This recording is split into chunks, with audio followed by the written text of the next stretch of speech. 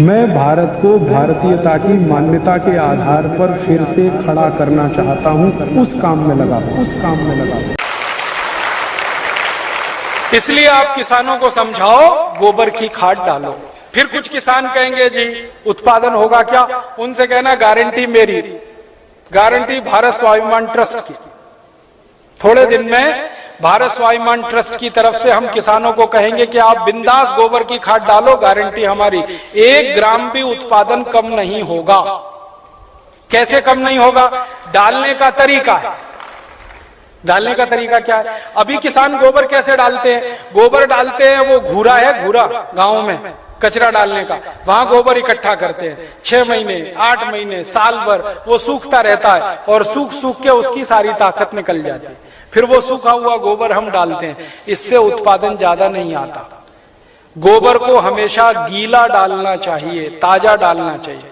गोबर को अगर पानी में घोल के डालो ना तो वही 3 गुना ज्यादा फायदा करता है। तो किसानों को यह समझाओ कि गोबर को सुखा के खेत में ना डालें, उसको पानी में घोल के डालें। तो कैसे घोलेंगे पानी में? उसका फॉर्मूला लिख लो आप।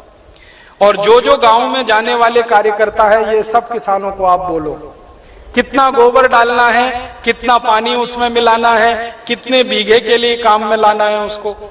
अब आपको मैं एक मोटी सी बात बता देता हूं। 1 एकड़ माने 2.5 बीघा, 5 बीघा नहीं, 2.5 बीघा। तो एकड़ 2.5 बीघे का हिसाब जोड़कर बताता था।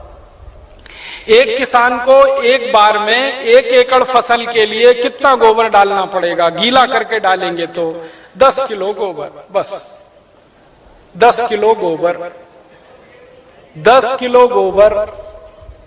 फिर से सुन लो, 10 किलो, ज्यादा नहीं बोल रहा हूं, 100 किलो नहीं, 10 किलो गोबर 1 एकड़ के लिए डालना। कैसे? लिख लो 10 किलो गोबर। फिर इसमें चाहिए 10 लीटर मूत्र। जिस जानवर का गोबर उसी का मूत्र। गाय का गोबर तो गाय का मूत्र, भैंस का गोबर तो भैंस का मूत्र, बैल का गोबर तो बैल का मूत्र। अब आप बोलोगे गोबर तो इकट्ठा कर लेंगे, मूत्र कैसे इकट्ठा करें? जानवर जो मूत्र देते हैं ना, जहां पे आप जानवरों को रखते हो वहां पे पत्थर वत्थर लगा के एक छोटी सी नाली बना लो और उसमें ढाल लगा दो। जितना भी वो पेशाब करेंगे वो नाली में आ जाएगा। नाली के आगे एक खड्डा खोद दो, वो सारा उसमें जमा हो जाएगा, फिर वो ले लो। और मैं आपको एक अच्छी बात बताता हूं, जानवरों के मूत्र की कोई एक्सपायरी डेट नहीं है। 1 साल, 2 साल, 3 साल, 5 साल, 10 साल, 20 साल, 50 साल खराब ही नहीं होता। तो चिंता करने की बात ही नहीं है। तो इकट्ठा होता रहेगा, खड्डे में डालते रहो। तो 10 किलो गोबर, 10 लीटर मूत्र, ठीक है। फिर इसमें मिलाना है लगभग 1 किलो गुड़, आधे से 1 किलो गुड़। गुड़ तो आप सब जानते हो। एक तो गुड़ होता है जिसको आप खा लेते हो, एक तो गुड़ ऐसा होता है जिसको जानवर खा लेते हैं, और एक गुड़ ऐसा होता है जिसको कोई नहीं खा सकता, गीला गीला, पुराना पुराना, काला काला। वो गुड़ खेत के बहुत काम का है। जो सबसे घटिया गुड़ है, जिसको ना जानवर खा सकते हैं ना आपका, वो खेत के लिए बहुत काम का है। तो वो गुड़ ले लो, आधे से 1 किलो। गोबर हो गया, मूत्र हो गया, गुड़ हो गया। अब इसमें लगभग 1 किलो डालना है दाल का आटा। दाल है ना, दाल, अरहर की दाल, मूंग की दाल, उड़द की दाल, चने की दाल, सोयाबीन की दाल, खेसारी की दाल, कोई भी दाल, 1 किलो उसका आटा। 4 चीजें हो गई, गोबर, गोमूत्र, गुड़, दाल का आटा। और इसमें डालनी है 1 मुट्ठी मिट्टी। 1 मुट्ठी में आधा किलो या 1.25 किलो तक मिट्टी आती है। मिट्टी कहां से लानी है? आपके खेत के आसपास अगर पीपल का कोई पेड़ है, बरगद का कोई पेड़ है, तो उसके नीचे से खोद लो मिट्टी। पीपल के पेड़ के नीचे की या बरगद के पेड़ के नीचे की? पीपल और बरगद के पेड़ के नीचे की ही मिट्टी क्यों खोदना? आपको मालूम है, पीपल और बरगद के पेड़ हर समय ऑक्सीजन देने वाले पेड़ हैं, और ज्यादा ऑक्सीजन देने वाले पेड़ के नीचे जीवाणुओं की संख्या बहुत होती है। तो पीपल और बरगद के पेड़ के मिट्टी में जीवाणु सबसे ज्यादा होते हैं। यही जीवाणु खेत को चाहिए। तो मिट्टी ले ली, 5 चीजें हो गई, गोबर 10 किलो, मूत्र 10 लीटर, गुड़ लगभग 1 किलो, दाल का आटा 1 किलो और मिट्टी लगभग 1 किलो। ये पांचों चीजों मिला दो, घोल दो। हाथ से घोल लेना, खराब नहीं होंगे हाथ, नहीं तो डंडे से घोल देना। एक ड्रम में घोल लेना, प्लास्टिक के ड्रम में घोल लेना, नहीं तो लोहे के ड्रम में घोल लेना। प्लास्टिक का होगा तो अच्छा, लोहे वाला क्षरण ज्यादा होता है। अब इसको घोल के 15 दिन रख देना,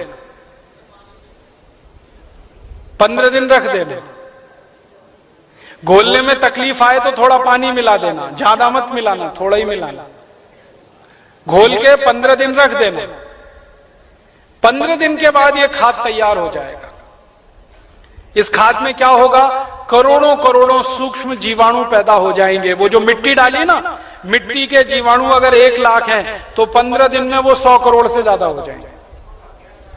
ढक के रख लो तो अच्छा है, छांव में रखना सबसे अच्छा, धूप में बिल्कुल मत रखना, पेड़ के नीचे की छांव में रखना, नहीं तो कोई ऐसी जगह रखना जहां सूर्य का प्रकाश ना आता हो, और इस पे कपड़ा बांध दो, ढक्कन लगा दो, जैसे है ढक लो। अब ये 15 दिन में तैयार हो गया, इसमें करोड़ों जीवाणु तैयार हो गए। अब ये जीवाणु घोल, इसको जीवाणु घोल कहते हैं, इसको खेत में डालना है। डालने से पहले इसमें पानी मिलाना है, और पानी कितना मिलाना है, जितना गोबर था उसका 10 गुना पानी, 10 गुना कम से कम। 100 लीटर पानी, 10 किलो गोबर तो 100 लीटर पानी, और ज्यादा से ज्यादा पानी मिला सकते हैं तो 200 लीटर। तो 100 से 200 लीटर पानी मिला लिया। अब ये पूरा परफेक्ट घोल हो गया। इसको 1 एकड़ के खेत में छिड़कना है, जैसे पानी छिड़कते हैं ना मिट्टी दबाने के लिए, ऐसे ही छिड़कना है बस। आप इसको छिड़क देंगे तो ये करोड़ों जीवाणु मिट्टी में पहुंच जाएंगे। तो मिट्टी में जीवाणुओं की संख्या बढ़ती जाएगी, और मिट्टी में सारा खेल खेलने का काम जीवाणु करते हैं। आपको मालूम है जीवाणु क्या करते हैं? जीवाणु सारा काम करते हैं। पौधे की जड़ को नाइट्रोजन की जरूरत है तो ये जीवाणु उपलब्ध कराते हैं। पौधे की जड़ को कैल्शियम चाहिए तो ये जीवाणु उपलब्ध कराते हैं। पौधे की जड़ को आयरन चाहिए तो ये जीवाणु, माने पौधे को बड़ा होने के लिए जितने भी सूक्ष्म पोषक तत्व चाहिए और फिर वो हमारे शरीर में वास्तव में चाहिए, वो सब इन जीवाणुओं की करामात से ही मिलता है। तो पौधे की जड़ को भरपूर सूक्ष्म पोषक तत्व मिलने लगेंगे, पौधे की बढ़त बहुत तेज होगी, और जिस पौधे की बढ़त अच्छी होगी उसका फल अच्छा होगा, जिसका फल अच्छा होगा उसका उत्पादन अच्छा होगा। अब इसमें समय लिख लो, कितनी बार डालना, कब डालना। सबसे अच्छा तरीका यह होता है कि खेत को जब जोतने की तैयारी करें ना, जोतें, बीज डालने से पहले खेत जुताई होती है ना, खेत जुताई करते ही 1 दिन डाल दो। आज जुताई किया, कल डाल दो, जुताई करके डाल दो। ये पहली बार, ठीक है। फिर इसके डालने के 2-3 दिन बाद या 4 दिन बाद या 5 दिन बाद बुआई कर दो। है कितना डाल सकते हैं बताया ना, 1 एकड़ में जितना तैयार हुआ 200 लीटर वो। तो आपने इसको जोत के 1-2 दिन में डाल दिया, फिर बीज बो दो। बीज बोने के 21वें दिन में फिर डाल देना। आज बीज बोया तो ठीक 21 दिन बाद एक बार फिर डाल देना। क्या होता है ना, बीज में से अंकुरण होता है, और अंकुरण होने के 21वें दिन तक वो मिट्टी की ताकत से बढ़ता है। फिर 21 दिन के बाद वो सूर्य की ताकत से बढ़ना शुरू हो जाता है, फोटोसिंथेसिस जिसको कहते हैं, प्रकाश संश्लेषण की क्रिया। सूर्य ताप से खाना बनाना शुरू कर देता तो बढ़त तेज हो जाती है। तो और आप मोटी सी एक बात याद रखो कि हर 21वें दिन पर डाल देना। आज डाला, 21 दिन बाद डाला, फिर 21 दिन बाद डाला, फिर 21 दिन बाद डाला। तो एक फसल अगर आप समझ लो 4 महीने की है तो लगभग 5 बार डालना पड़ेगा। कोई फसल 6 महीने की है तो 7-8 बार डालना पड़ेगा। 8 महीने की है तो 10-1 बार डालना पड़ेगा। अब इसमें खर्चा क्या है? जानवर अगर घर के हैं तो गोबर फोकट का, मूत्र फोकट का, गुड़ मैं कह रहा हूं सबसे सड़ा हुआ जिसको फेंक देते हैं वो भी फोकट में मिल जाएगा। पानी तो फोकट का है ही, थोड़ा दाल वाल लेना पड़ेगा तो उसका खर्चा आएगा, लेकिन किसान अगर दाल पैदा करता है तो वो भी घर की हो जाएगी। माने खाद बनाने का खर्चा लगभग 0 आएगा। मेहनत लगेगी, पूंजी में पैसा कम से कम खर्च होगा। और ये खाद जो तैयार होगी इसमें जबरदस्त क्वालिटी है, क्योंकि इसमें कैल्शियम भरपूर, आयरन भरपूर, फास्फोरस भरपूर। क्या क्या इसमें है? गोबर है, गोबर में कैल्शियम है, आयरन है, सल्फर है, सिलिकॉन है, कोबाल्ट है, मैग्नीशियम है, मैग्नीज है, 18 सूक्ष्म पोषक तत्व हैं जो चाहिए मिट्टी को।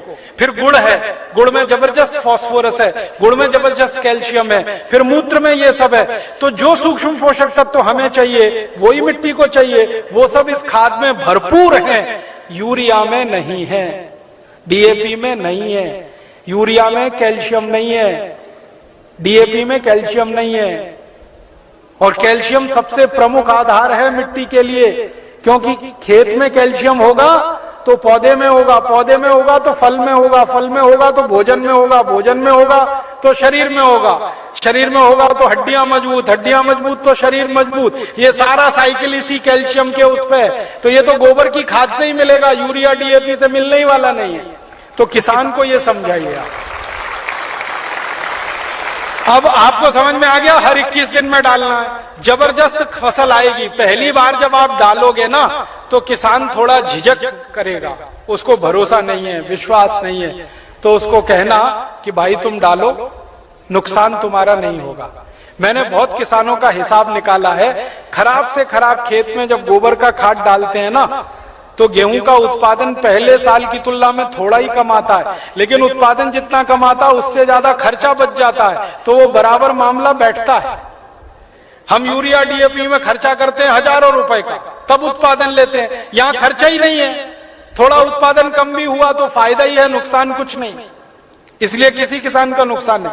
और 2-3 साल लगातार आपने डाल दिया तो उत्पादन बढ़ना शुरू हो जाता है, लगातार बढ़ता है। और 10-12 साल में तो कई खेत ऐसे हैं जहां उत्पादन सीधे डबल हो जाता है, 100% की बढ़ोतरी हो जाती है। नहीं, छानने की जरूरत नहीं है, ऐसे ही डालो। उसमें जितना कचरा है सब खेत में जाने दो, क्योंकि कचरे में जीवाणुओं की संख्या और तेजी से बढ़ेगी, छानने की जरूरत नहीं है।